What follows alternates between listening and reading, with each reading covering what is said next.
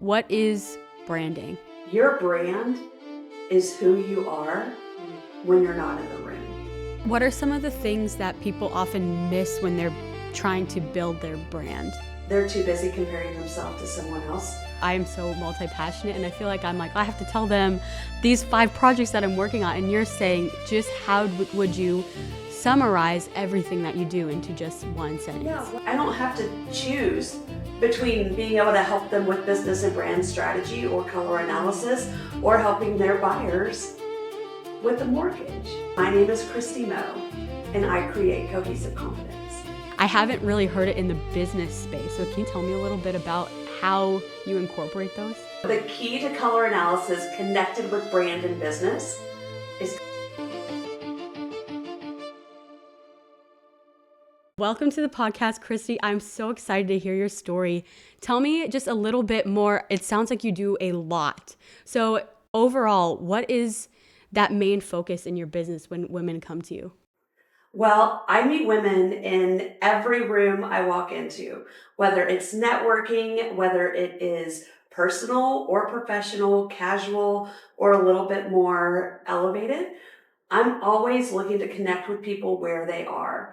And a lot of women I'm finding were like me with multiple things to do and no real identity on how to present it so that other people understood it as well.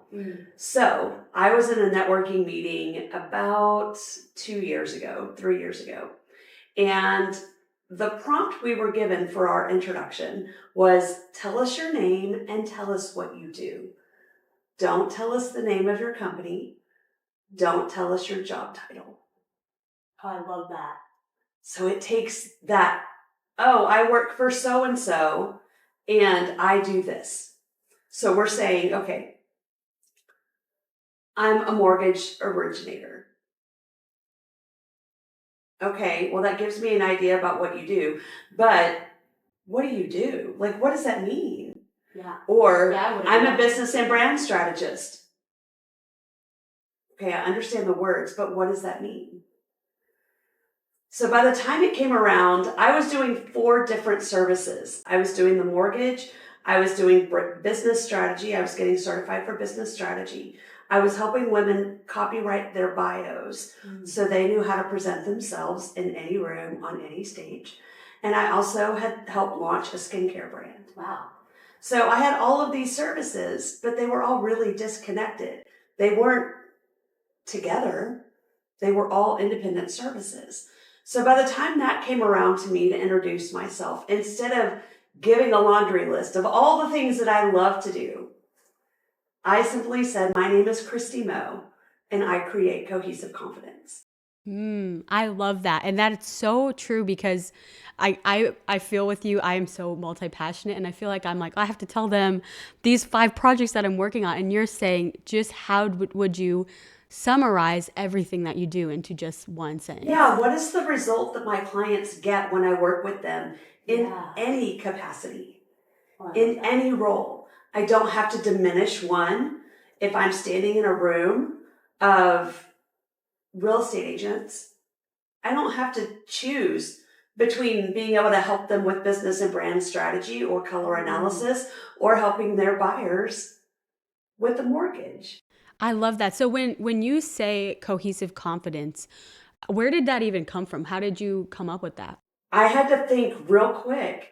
Yeah. Because there were about 40 people in the room, and thank goodness I was on the tail end of it versus the beginning. But being able to sit there and think, what is it that my clients get when I work with them? What does my heart say that I want to deliver? They get that confidence at the closing table. They get that confidence when they look in the mirror and see their skin getting the results that they've desired. They get confidence in knowing who they are when they're introducing themselves or when someone else is introducing them on a stage. Yeah. They get confidence in knowing that the way they show up in their business is absolutely authentic and confident because they know who they are. And I'm so curious about this. So when you're in these networking meetings and you say that you help people with cohesive confidence, I could see it go both ways.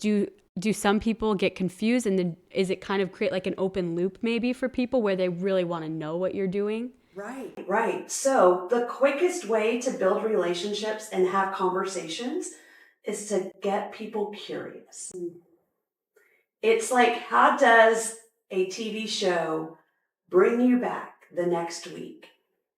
Yeah. They're going to leave you with a little teaser, creating an ounce of what happens next. I love that. What does this mean for me? What's in it for me if I connect with her? How can she help me? And that's the beauty of I get to decide and design what it is that I do. I love that. And then it really opens that up, because then based on their answer of what they do, you can kind of pivot into, okay, well, if they are needing the brand strategy or if they're actually needing the realty. I love that. That's amazing. So one thing that I was super interested with you was this color analysis, because it's something I've heard on Instagram so much, and I'm always so interested in like being a mom and a woman about color analysis, but I haven't really heard it in the business space. So can you tell me a little bit about how you incorporate those? Sure. So the key to color analysis connected with brand and business is color psychology. Color is not accidental. When big business chooses a color for their branding, they know exactly what that color stands for. What emotions is that tapping into without having to speak a word? So the color psychology of it all really does create connection. My approach in using color analysis with brand and business strategy is, when we identify the colors that help you look your best, there's no right or wrong. Yeah. It's good, better, best. We'll find your best colors. These are the colors that are bringing more color to your cheeks, that are elevating that facial structure so that it's going up and not being dragged down. I'm wearing hot pink today. This is my color. I love pink, but it also adds an element of pink to my skin. It gives me a look of being alive and energetic, but also it means friendly, approachable, fun. My color's working for me. It's helping you and I create a connection. Yeah, we're both wearing pink. We are wearing pink. I was like, oh, good, we're going to be coordinated. But it really does embody a whole level of emotional engagement. So when I walk into a room and I'm wearing hot pink or dark green, which is my other brand color, I'm very intentional about it, because for me, the dark green is nurturing. It's natural. It's rich. It's rooted. But it is also abundance and money. I love that. So with your colors then, do these transfer onto your website too, or how do you? Hot pink and green. Oh, wow. I actually was leading, up until a few months ago, I was leading with the hot pink. Yeah. But because of the rooms I'm walking in now, and being that I've engaged it back into mortgage, I took a year off. Yeah. Recently went back, doing marketing and brand strategy in the mortgage space.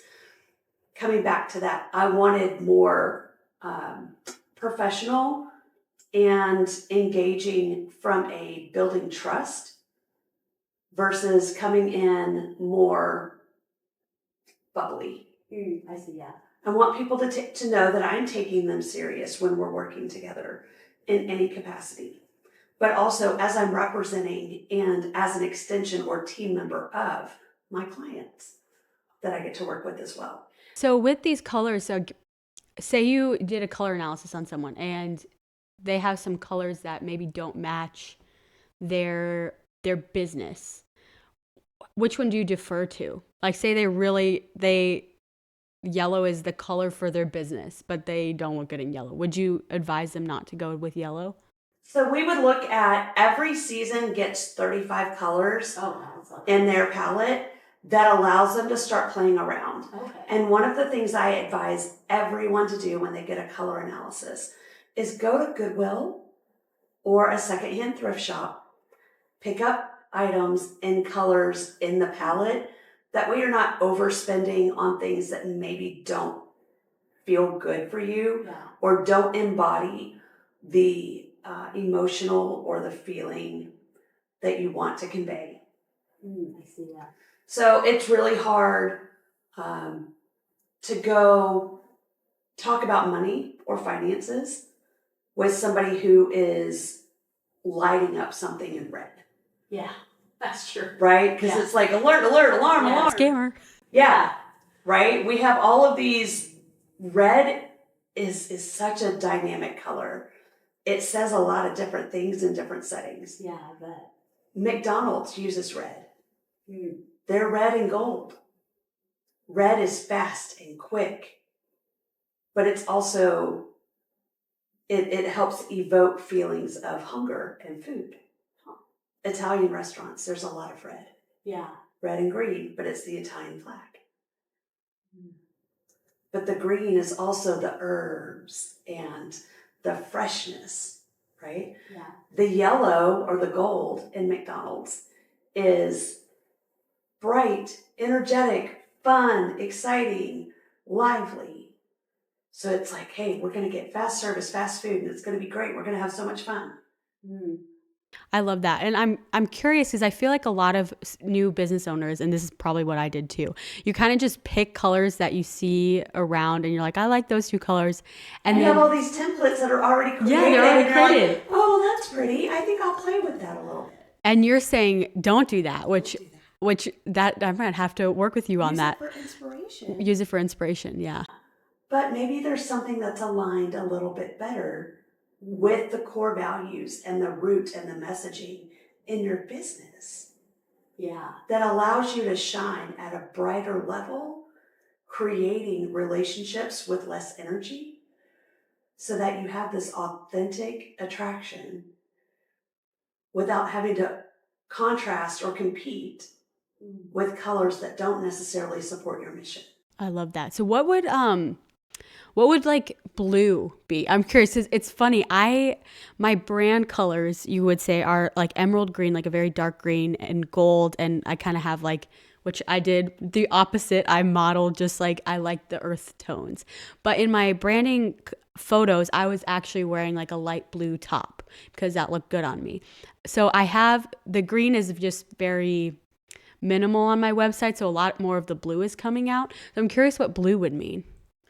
So blue is very soothing. Yeah. It's very calm.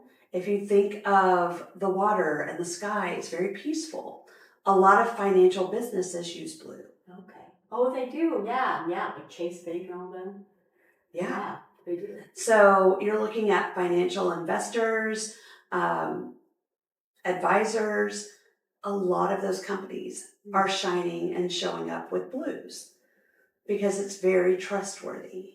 So when somebody is looking to rebrand, and how do they make that transition? So they come to you, they do the color analysis, they realize all their colors are wrong, and like say they picked red in their coach, and they're like, I don't want to be red anymore now with their new colors.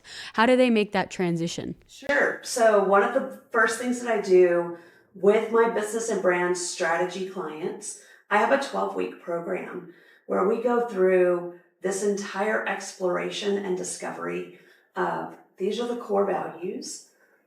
This is, I'm creating the identity, right? I'm getting really confident in this is who I am. This is what I want my business to do. I'm creating the vision of building this forward. So we have this 12-month, 3-year, 5-year, 10-year vision. How are we building this forward? What are the core values that support this? And we keep checking back in with those core values. Because if the core values are out of alignment with the vision that's being created, that's like building a house on a foundation that's falling apart. Yeah. Right? So those core values say everything. That's what you're building the rest of it with. We get to the discovery, building the vision, bringing in all of the elements to bring that vision to life. Then we do the color analysis. Ah, I see. So they are really crafting. So women that are coming to you, are they mostly women who are just starting, or are they women and small business owners that have been in for a little I bit? work with all of You work them. with both? Yep. Okay, cool. And I have people that strictly do color analysis without the business and brand strategy coaching. Oh, okay. It is color analysis with personal branding. And we have a few questions up front on what do you want this to convey? How do you want your clients to feel? And so I use that to bring in, okay, here's your season. These are the colors that support you the best based on this result and, excuse me, and what you'd say you want your clients to feel or experience. These are the colors from this palette that allow this to come forward. So now let's build a brand. If you want these colors from this palette, we'll pick 3 or 4 to play around with. You have a primary, a secondary, and then a couple of accent colors. Do you find when people come to you that they're way off on their seasons? Like for me, I've been told I'm a winter, a spring, an autumn, and I feel like every time I've looked at, some have been, online, so I know those aren't probably the best, but the one I had in person, it was out of college, and they said I was like a warm autumn or something, but I haven't gotten that sense. Do people's colors change, or are people just sometimes like off?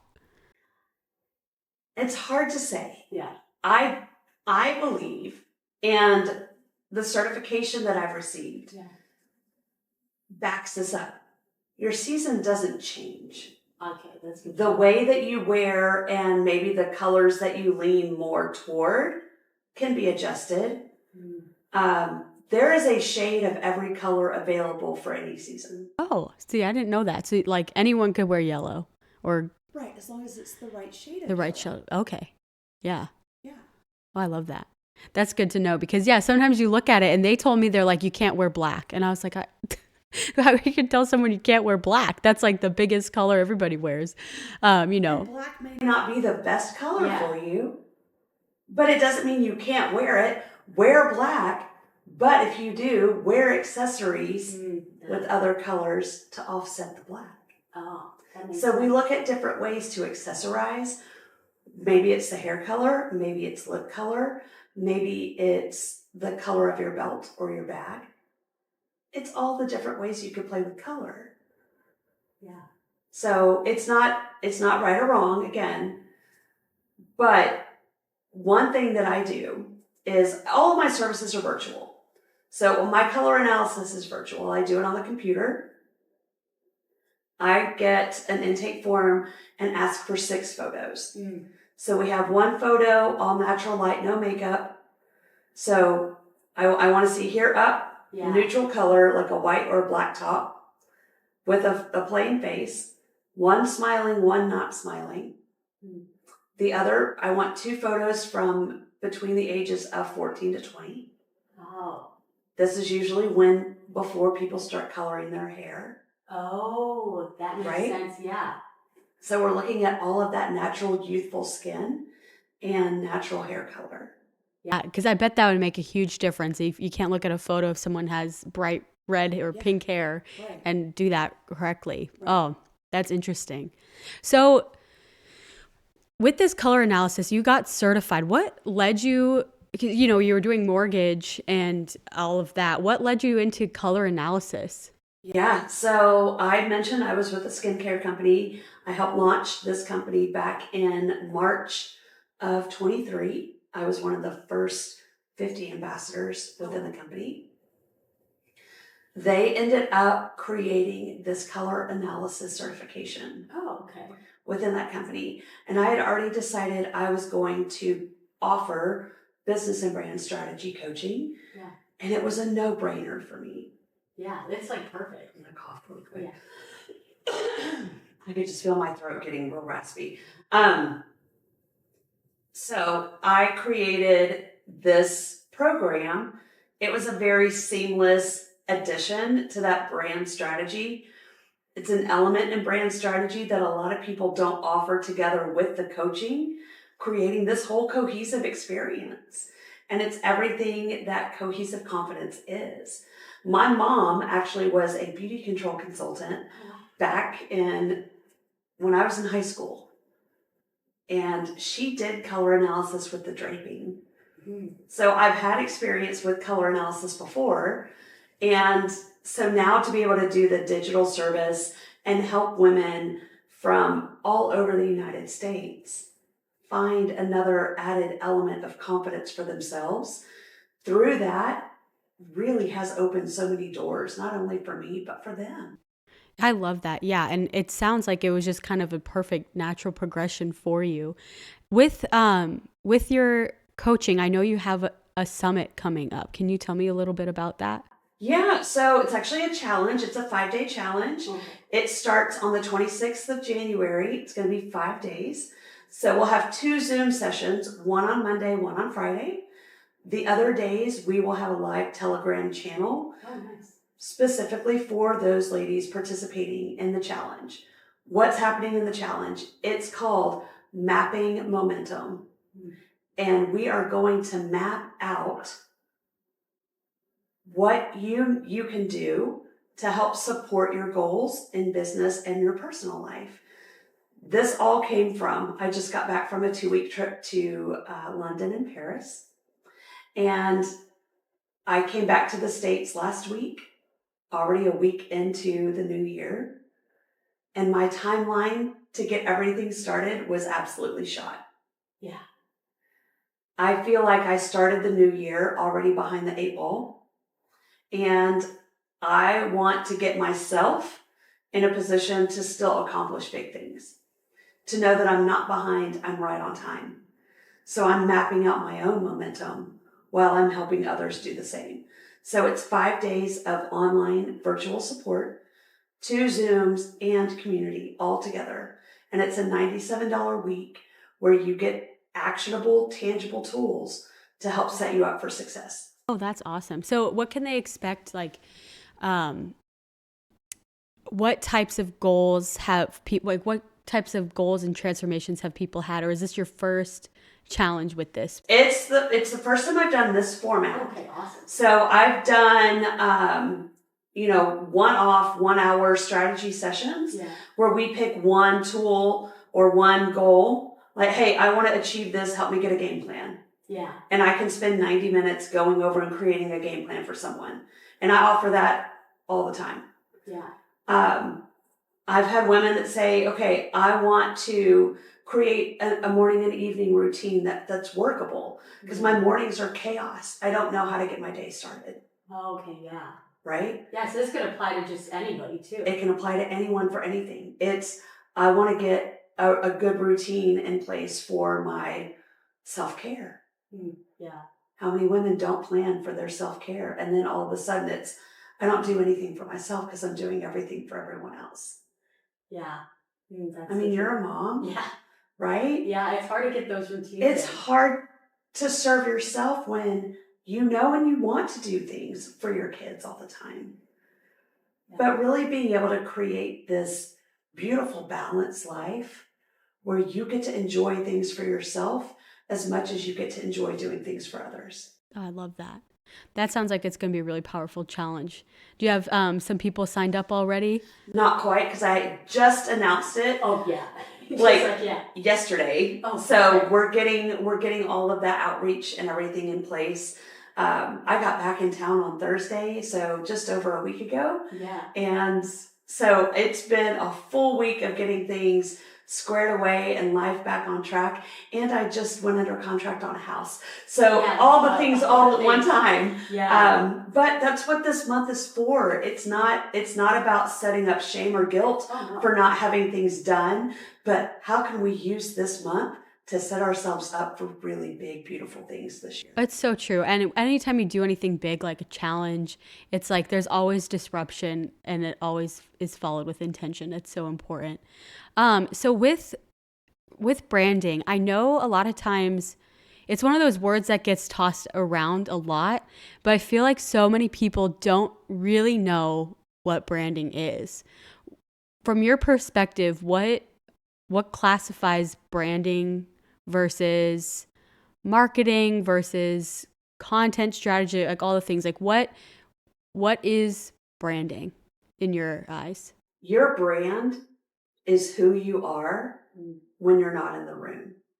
That is so good. And it's my job for my brand to do everything I can consistently with authenticity so that I can show up and be myself effortlessly and get the results I desire. What are some of the things that people often miss when they're trying to build their brand? They're too busy comparing themselves to someone else, trying to do things that work for other people but don't work for them. What kind of things? Here's an example, and this is what led me to the path of creating my brand and branding myself. 2023, I changed mortgage companies because I had worked for a company. It was a larger retail company.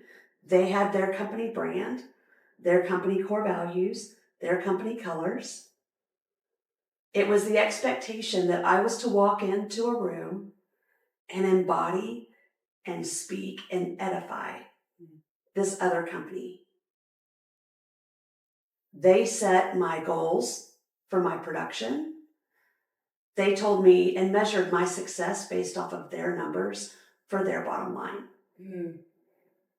They never once asked me my core values. Yeah. So the second I realized I wanted to do and build my business my way, I changed companies. And I found a way that I could do that on my own and really follow that path. Yeah. How important do you feel building a personal brand is in today's economy? I think people who embody their own brand with confidence and authenticity will be not only more successful, but happier. I love that. It's so true. I've been on this kind of journey of like realizing how basically you can do anything if you build that personal brand because the audience is there and it's really just a platform so that you don't need someone else's platform to make your offers and provide the value that you really want to bring to others. So what are some ways that people can identify what they want to stand for in their brand? Like, sometimes there's so many facets of every person. Like, how do you know which pieces you want to pull into your brand? Or is that not a thing? Or is you just be everything? I don't think being everything is always the answer. Yeah.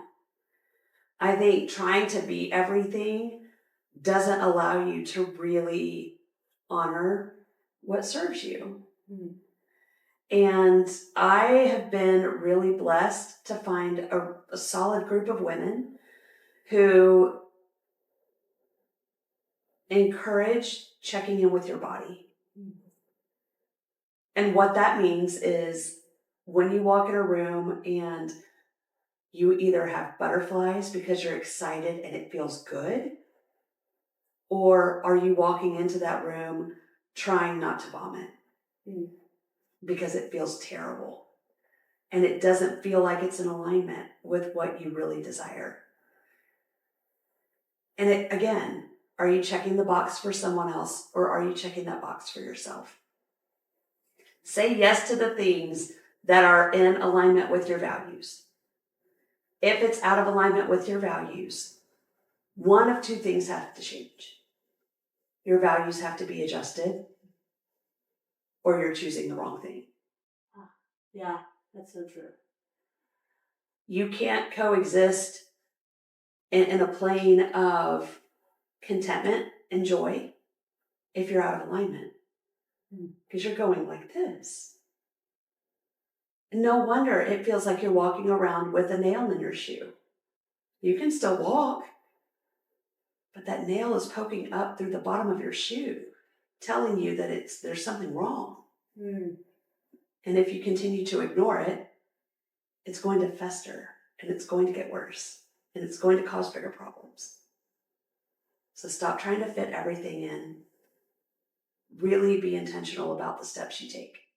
I love that. And, you know, it sounds like you might have had some experience with this, either with your own life or your clients. I mean, you've been in business for 20 years. Was there a moment where you felt misaligned? I don't know that it was recognized as misalignment. I lived in a world, early in as a professional, where I felt like I had to meet the expectations of others. Okay, yeah. And anytime I did not meet those expectations, I was walking around in shame. So then I started performing out of guilt, trying to make up for it, or saying nothing and being told what to do, feeling like, well, that was what I had to do because I wasn't good enough to do it the other way. Oh, yeah. I see that. Yeah. It's that feeling of not being enough. Right. Yeah. But then literally at the end of 2022, I was in a meeting. I had walked in to my manager's office. I had lost my 16-year-old dog on a Wednesday. I lost a friend to colon cancer on a Sunday. And then I lost another friend to suicide the following Wednesday. 3 losses in 1 week. And I was already in a grief journey at this point. I had 8 losses in 15 months. I walked into his office and said, these 3 things have happened. I haven't made any phone calls. I don't have any business going right now.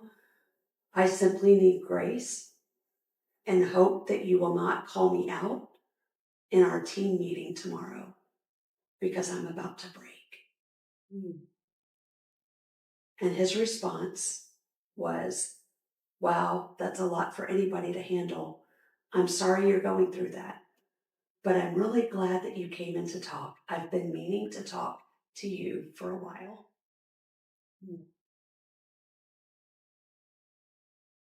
And I said I didn't know what else to do, so I wanted to let you know. And he said, well, that's good that you did, because I've had several people come in to talk to me about your negative attitude. So much so that people don't want to be in the office when you're here. And I said, wow, thanks for telling me, because nobody has spoken to me at all. But we were supposed to be a family. And I knew then immediately that I was not part of the family. I was not part of the team. And that I needed to make a change for myself.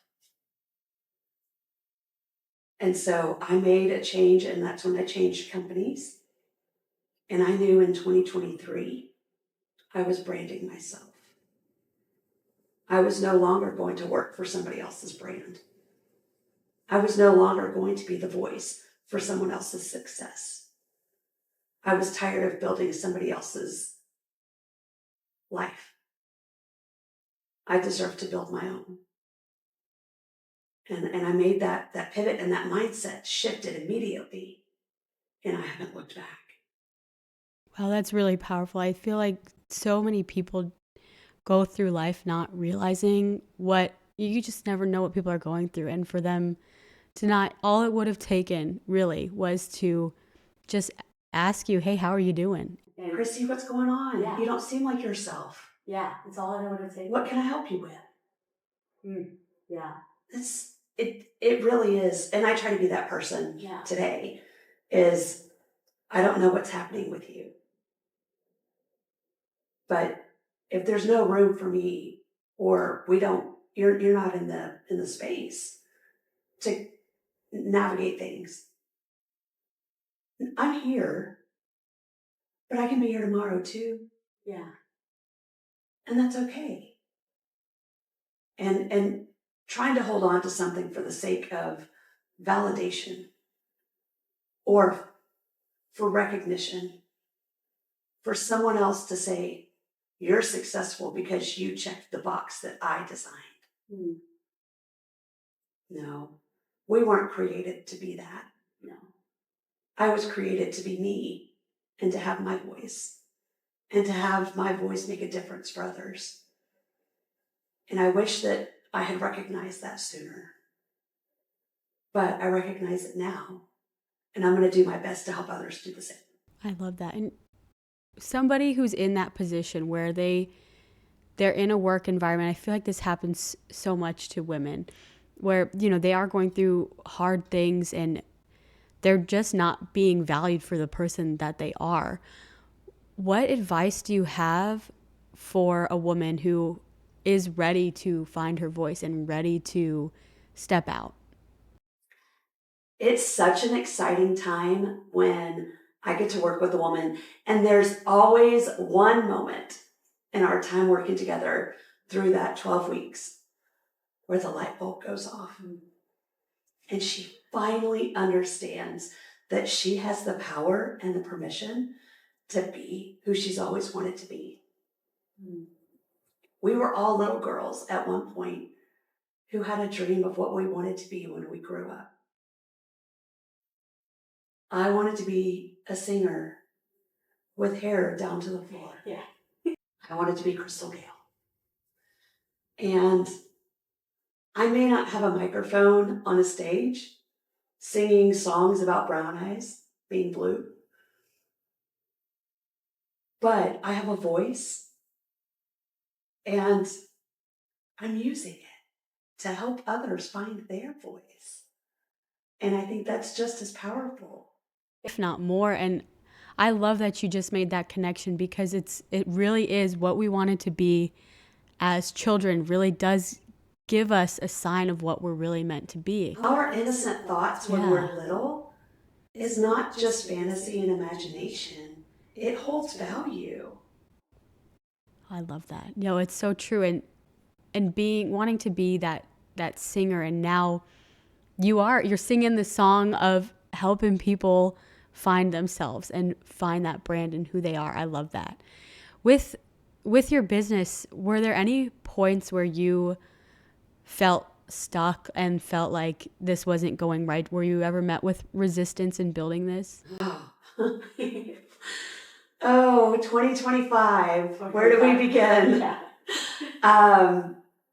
So I launched Cohesive Confidence in August of 2024. I kicked off my first beta in September of 24. Had 7 clients out the gate. Amazing. Yeah, that's incredible. Set up and did this whole end of year reflection workshop. And I knew what I wanted in 2025. So January 12th, 2025, I sat down at the kitchen table.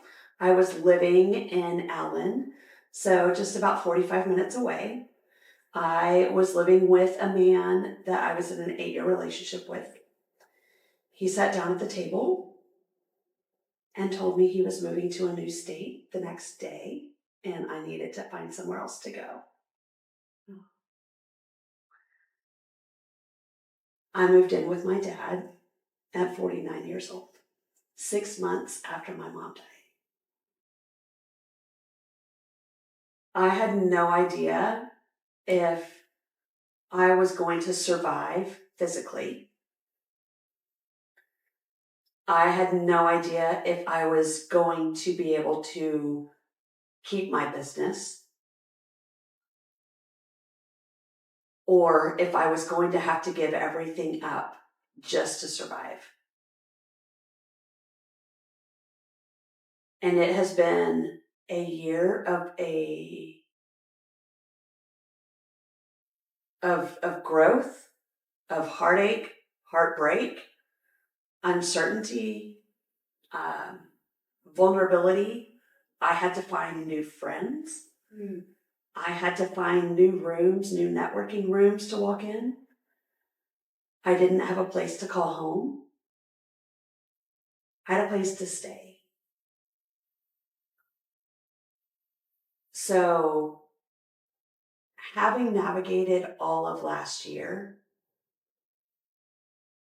was incredibly uncomfortable. But I will tell you, my business has been my saving grace. Because every chance I've had to share what cohesive confidence is and who I am in that role within cohesive confidence shows me who I am. And I know I'm good and I'm great at what I do in my business. And that has given me more opportunities to be unstuck. With all of those challenges, I would imagine most people would quit in that season. What kept you going? I refuse to be desperate. I didn't want to just go get a job. I didn't want to just go back and do mortgage loans. I wanted more. I deserve more. And I was ready to give up my mortgage license altogether. Oh, wow. November, I was ready to cash it in. Nope, I'm not renewing. It's going away. I had a lady I worked with at my last mortgage company. She reached out and said, hey, you are fantastic at making connections and creating relationships. I'm really great at crunching numbers and doing the mortgage. Would you keep your license and come work with me in marketing and business development for my business and be my referral partner on my team? Wow. So I kept my mortgage license and I stepped back into mortgage with that same company, with the same lady that recruited me last time. But I get to show up in the mortgage space with the knowledge and the expertise that I've had in that experience, but also bring with me my brand and marketing strategy too. That's beautiful. You get to be the sum of really who you are. I love that. And I get to make an impact in an industry that has felt so uncertain and so heavy and so confusing for the past 10 years. You get to really rewrite your story almost. Yeah. At 50 years old. Yeah. I turned 50 on December 30th. And I'm just now getting to live the life that I want. You say that you're just now getting to live the life that you want. What if you could go back and talk to your 25-year-old self just getting in your career, what would you tell her? Ooh.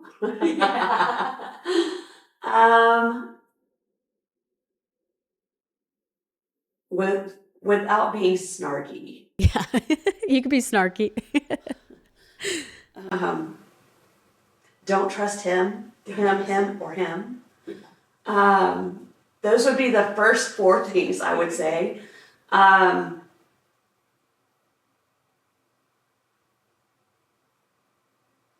think really the most important thing I could tell myself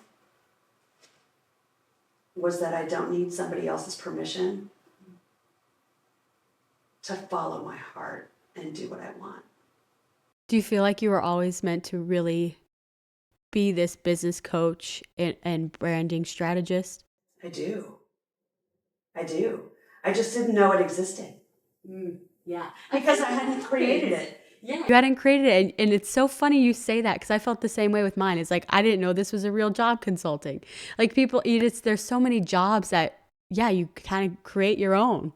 Yeah. I love that, yeah. I mean, how cool would it be if we were to collectively create a world where we truly fostered what people love to do? Yeah. Like as parents, Yeah. to have conversations with kids. What is it that you love and how can I foster and support and encourage this so that your impact on this world honors all of it? It's so true. Yeah, I feel like it's not that way with so many. It's usually a Maybe it's not shut for down. Going to college. Yeah, that's true. That's okay. Yeah. That's okay. That's not measuring you as a person. But the expectation of get good grades, graduate at this rank in your class, go to this college, get this degree, go get this kind of a job, find this kind of a partner, buy this kind of a house, drive this kind of car, so that we can tell everybody how great you are. Yeah. It's always just like you said, checking the boxes of other people's expectations for your life. Yeah. Do you feel like in 2026, well, it sounds to me that you're going to blow up one, but what are your goals for this new year? So I haven't really identified them so much. I have a list of 50 things I want to achieve in my 50th year. Nice. It's not full yet. I'm still working on it. But the most audacious one is I want to have 50 speaking engagements. And whether that's podcasts, webinars, workshops, I do want 4 paid speaking gigs on stages. And I want to travel to do them. I love that. So that's one really big one. Buying a house was another one. Well, that's happening. And I'm going to be hiking and exploring and traveling and reading a lot. My word of the year, I came back from my trip. My word of the year is lentement. Oh, what does that mean? It's French for slowly. I don't want to rush this year. French culture is very intentional about how they approach time. They are the most unrushed society. Everything is just flowy. It feels very flowy. They don't take coffee to go. They sit in a cafe and sip their coffee. It's not a world of to-go cups. And they also don't carry 40-ounce containers of water everywhere. I've never been so thirsty in my life walking around Paris. But they also have a slower pace to their day. I'm used to, my alarm goes off at 5:30. I get up and I go to the gym. It's very, routine and structured. And I did do one thing last year that I'm really proud of that aligns with this. I don't open my email until 10 a.m. I allow myself to go to the gym, come home, have breakfast, get ready for the day, sit down, do my journaling, any reading I'm going to do, aligning my calendar, all before 10 o'clock. It doesn't mean I'm sitting on the couch watching the news and playing games on my phone. I'm intentional with my time. But the expectation of me to crack my email open at 8 o'clock is not going to be met. Because at 8 o'clock, I'm going to go sit in the massage chair at my gym. Yeah. 100%. As you should. I feel like that, I had a client in the past where everything was an emergency. He was like emailing left and right. And yeah, I feel like our culture would do so much better just having moments of pause in their day, like you're talking about, and doing it slowly. Because yeah, when you rush things, and I'm somebody who goes fast. I do everything fast. But I'm starting to notice, like you're saying, like when you just go at the pace you need to go, you don't need to rush anything. It will just happen. Yeah. I mean, we were having dinner at 9 o'clock at night. Wow. I'm getting ready for bed at 9 o'clock at night. Yeah. And here I'm having dinner at 6:30, which, don't get me wrong, please give me food at 6:30. Yeah. I don't want to wait till 9. But that's because that's simply when it happened. Yeah. It was effortless. So, lentement. I love that. That's a good one. Do you feel like in your business, are there any points where you feel like things are still unknown? Oh, I think all of it's unknown. Yeah. I have a vision of what I would love for it to be. What's that vision? The vision is that I have clients Tuesday, Wednesday, Thursday. Mondays are my admin days. I don't meet up with clients or hold meetings on Mondays. Fridays are flexible. Those are as needed. But I have a vision that I take off the whole month of December,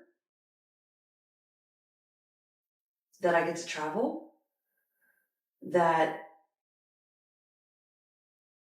I'm financially secure, my debt's paid off, and I get to have fun pulling in all the elements that allow that to happen. And with this mortgage element, is it something where you'd be making money on the mortgage loans, or is it something where you could become the brand and marketing consultant for other mortgage companies?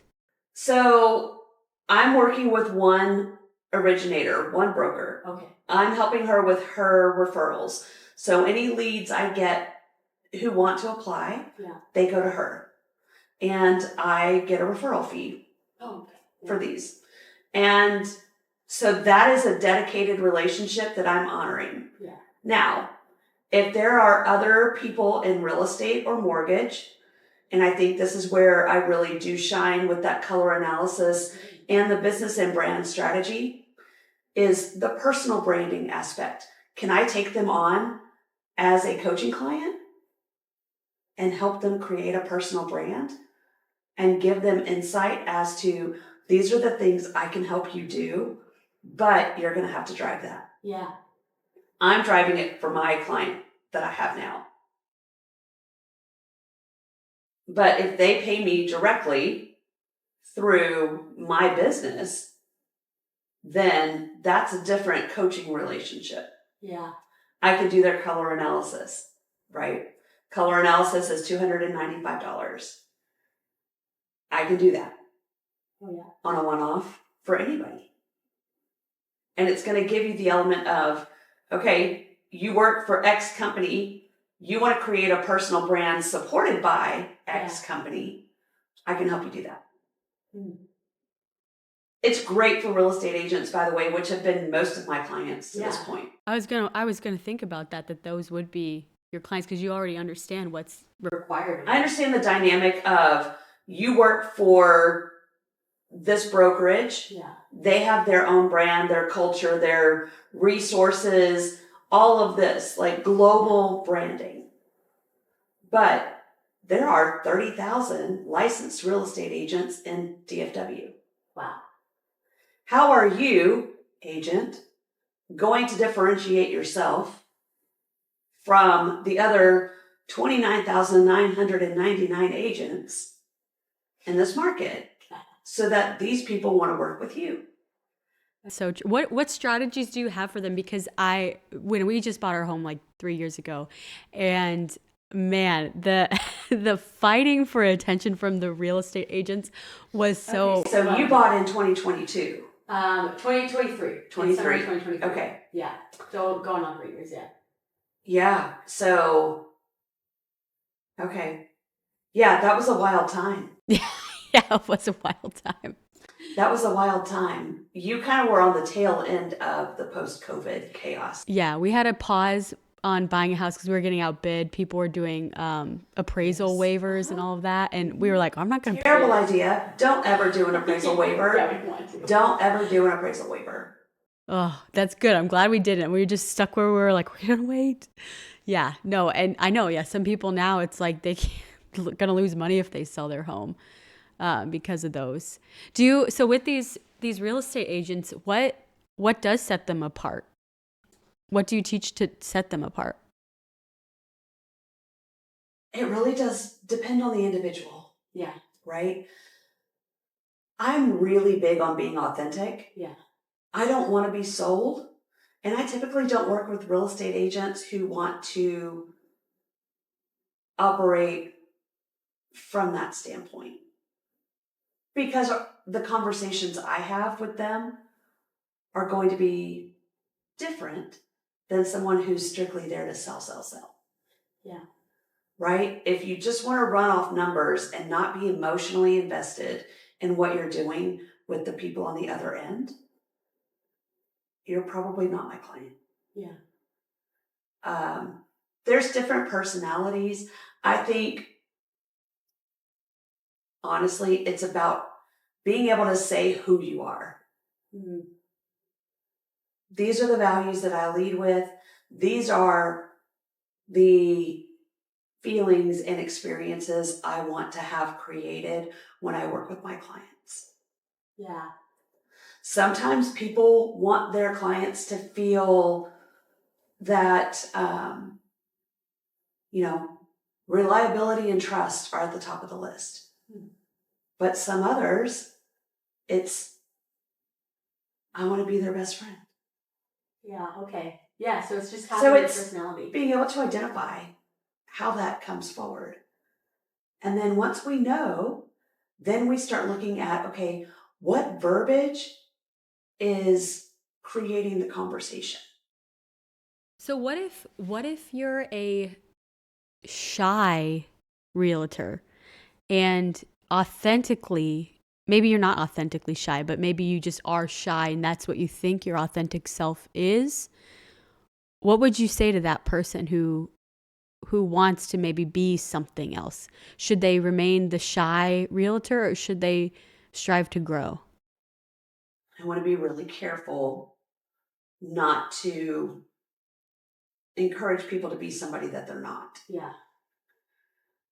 If you have a more reserved personality, great. We can find ways for you to be seen and for you to attract the clients that want to work with you. Not everybody is your client. Not everybody is your client. Not everybody is my client. And it's a hard lesson to learn when you're really, really eager to have a fast track to success. But sometimes the fast track is not the best track. You can start fast and die off real quick. Fads are everywhere. Don't be a fad realtor. F-A-D. F-A-D. Kind of like those. I've seen a lot of realtors. I know a few started the trend and now they're kind of all on the trend of doing crazy like social media type content. What are your thoughts on that in terms of branding? If there are agents that really thrive on this dynamic, boisterous, outrageous personality, I mean, it's got to be working for someone. Yeah. We see commercials with lawyers carrying equipment from the garage. We have the hammer. That guy is spending how much on his ads? But somebody's signing up to work with him. That's true. I wouldn't. He's not my kind of people. His values are probably different than my values.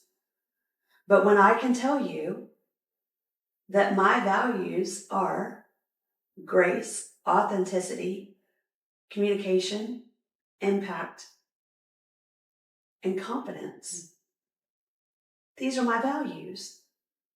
But I guarantee you, anybody that I work with or anybody that I meet, they're going to be able to identify those very, very quickly. Yeah. And so really it's just finding those avenues where you can be your authentic self. And with authenticity, I feel like a lot of people use that word authentic and they almost, I feel like when you're authentic to yourself, but I feel like people who are not authentic maybe don't know they're not being authentic. Do you have a system or a tell sign of if you are not being authentic? For me, I can recognize when things are out of alignment. That's a huge, hey, this is probably not authentic. Yeah. When things are not feeling in sync, they're not working. Say I'm having a bad day and I spiral. I gotta hit the reset button. I've got friends that will say, hey, hold up, but you said this and then you did this. Because it's hard to be on it all the time. Yeah. But that's how we learn. That's how we grow. That's how we make adjustments and figure things out. So for me, that's kind of how I operate. But it's also being able to say, ooh, that did not sit well with me. I did not feel good when whatever. And sometimes it's, don't respond to that comment on Facebook because that is not who you are. Even though you know that they're not right, that is not who you are. So just don't. Don't reply to the people in the comments. And that's okay. Not everybody deserves a response. The other side of that is with my clients, when they start, and I can tell people will start to pull things out and say, oh, but I could do this, I could do this, I could do this. And I'm like, hold on, let's go back and look at your values. Where does that show up? Where is this in this action? Tell me why or how you feel best about moving this into or leaving this behind. Can you give an example of what those things that they're saying I could do this? Is it like different business opportunities or offers, or just it could be a little bit of both. It's so I see it a lot in direct sales. Okay. There's a lot of comparison that happens when you sign up with a team who has very high success with certain members of a team or leadership. And they've sold the opportunity to somebody to show what's possible. Yeah. Is this in the mortgage or the skincare? Or both. Just direct sales. Just direct sale, okay. Social selling, MLM, whatever you want to call it. So, and I've had clients that are in them. I've been a participant in these companies. I'm attending all of these trainings all the time, and I'm showing up and I'm doing this 30-day video challenge, but I hate being on video. Okay, yeah. Okay, well, what do you love to do where you can embody the information that you're sharing on video that feels good? Yeah. Let's explore those opportunities because that's going to show up for you. Well, but my whole team is doing this. Okay, what makes you feel good about that?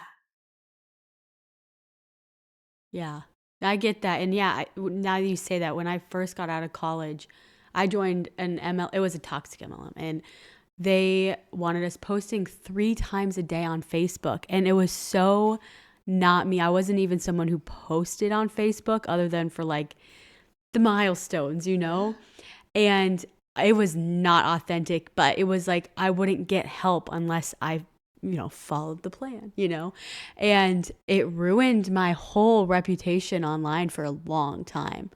That was really because the people that connected with you for your authenticity, when you're being truly who you are, felt that disconnect with you. Yeah. Your energy shifts when you start posturing as someone else. You don't get the results that you deserve when you start acting like someone else. Yeah. And did you feel like a lot of people in those, whatever you want to call it, MLM, social selling, network marketing, I even almost feel like the digital marketing, affiliate marketing space is kind of turning into that too. There's a lot of people involved in those. Do you feel like, when you're working with those clients, do you feel like it's very easy for them to lose themselves in it? I think it, not so much losing themselves, it's people typically sign up for one of two reasons. One, they just want the discount and hope to make a sale or two. Yeah. Not really concerned with team building they're not rewards driven. Yeah. Other people want the reward, the recognition. They want to be on the stage. They want the big checks. They want to build a team. Yeah. Okay, so these approaches are very different. But also, when you know who your ideal client is in any business, find out who they are, what they need, what problem are you solving, how are you solving it, where do you reach them, how do they like to be communicated with, how are you best at communicating? Yeah. And when you make those connections, you get results. That's so I true. know that my ideal client is not hanging out on TikTok. Yeah. And see, I'm on TikTok all the time. That's my place. Yeah. And it is not my place. Yeah. I can't tell you the last. I have stuff there. Yeah. I'll go post a cute video reel, collage all my pictures and post them on a CapCut reel and throw it on TikTok. Great, fun, cool. Yeah. And I get engagement. But I'd rather hang out on Instagram because that's where my clients are. There and Facebook. Yeah. But I'm 50. Yeah. That makes sense for the people in my sphere. I'm not typically helping young ladies right out of college. Yeah. And they're on TikTok. Yeah. How do you know though? And because I've struggled with this of knowing if it's just a resistance point versus being inauthentic. Like, to give you an example, I was very resistant to learning all of this equipment stuff, and I didn't, for the longest time, I did not want to even touch a camera. And like you saw, my husband still setting up the camera stuff, and I was also very resistant towards really any type of video content, but the video content has been on YouTube the stuff that's helped me convert. Like, how do you tell your clients when to push past that resistance feeling versus when it's you may be being misaligned? Yeah. I'm always going to encourage someone to try something new. But I'm also going to honor when they say that's not what they want to do. Gotcha. Yeah. And I don't operate from shame or guilt ever. And I never want a client to feel like that's where I'm setting them up. Yeah. I want clients to know that they get to make a decision. And if they're committing to trying something, then I will support them in doing that. We'll figure it out. Everything is figure outable. But to try to put yourself in a position to do something that doesn't feel good. Like, here's a great example. I'm navigating how to do all of these pieces as a business owner. Taxes, updating address and stuff with the state, which that's a whole thing. I can do social media. I don't love doing social media because I know once I get on Facebook, I am going to sit there and scroll, and it's a huge distraction for me. Yeah. So here's what I did. I bought an independent Pomodoro timer. Set it on my desk. I said, okay, I'm going to do this for 10 minutes. When the alarm goes off, I got to pivot. That's good. That's a good tip for stopping the doom scroll, especially when you have to be on social media. Yes. Yeah, I love that. I've not thought of doing that. And that's so I will important. send you the link. Yes. Send me the link. I will I send would you the love link. to do that. Yeah. You get on there, you make your post, and then you're like, oh. Now, I'm still working on remembering that it's there for me to set the timer for. Yeah. I have to be responsible, but I have to take ownership of this. Yeah. But each time that I do it, I feel better, like, I did it. Yeah. You know? And I feel good that I honored what I needed to do and maybe played around on there a little bit longer than I needed to. But now I can pivot. Yeah. And you trust yourself because you honored that commitment to yourself. I love that. And knowing that anytime, like this is a new habit for you, it's like there is preparation in the habit, not just doing the habit. You have to prepare. Right. You got to put the timer on the desk. And then someday, like that in itself is just part of creating that new habit. I love that. I'm gonna definitely do that because the social media stuff is I get on there for so easy. I mean, and our brains have now become so adapted to this instant gratification of scrolling that we just do it for hours on end. And sometimes, especially in business, like for me, I believe, like when I'm on there, I'm like, well, this is all like marketing information, so I'm doing research, you know. And but at the same time, it's like, how much research can you do?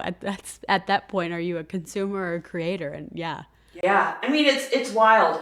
I remember, you know, this is going back. Like 2011 was the first time I wore skinny jeans. Like, bizarre. And then that went from skinny jeans to yoga pants. And I'm like, I can't go to the store in yoga pants. Like, that is not how I grew up. And now I live in yoga pants. I remember the first time I took a selfie, I was like, I feel so stupid. Like, this is so dumb. Like, I look like the most self-absorbed person in the world trying to take a picture of myself with my phone. Do it every day. Yeah. So it's those little things of, I'll try it once. And then the engagement, the feedback of, you know, you post a selfie and people are like, oh, you look so great. Oh, no. You know, that's fun. I want to do that again. Yeah. And now video, I'll go live any day. And that's a huge thing. I love going live. I hate recording videos. Oh, really? Yeah. Because I get long-winded, I get tongue-tied, and then I mess up, and then I have to go back, and then I record it all again. And it's just this constant loop of time suck. Yeah. And then so with live, what strategies do you have going live? Because I feel like that's my biggest scared point of going live and saying the wrong thing or doing the wrong thing. Not the best thing. Yeah. But I'll go live in my car. Oh, nice. I'll go live in the car when I'm driving on 30-mile-an-hour roads. And then I know when I come up to the stoplight that I'm going to lose signal once I turn onto this other road. So I'm going to end it here before my call drops. Nice. So I have a very limited time. Yeah. And now it's anytime I put my name tag on and I'm going to a networking event, I'll go live in the car and be like, well, name tag's on. Yeah. Off to another event. You're really making the content fittable into your life, which is huge. Yeah. I love that. So we're getting close to the hour. What's one thing that you just want the listener to take away today? Allow yourself to define the expectations you have for yourself. Mm. Don't let someone else designate what brings you joy. Don't let someone else define your success. Be willing to give yourself permission to do that for yourself. And if you need help, reach out to me at cohesiveconfidence.com. Perfect. Well, thank you so much for being on this show. I'll have all of your links down in the description. Definitely check out her challenge. It's going to be huge. But thank you again for coming. Thank you so much, Courtney, for having me. This has been great.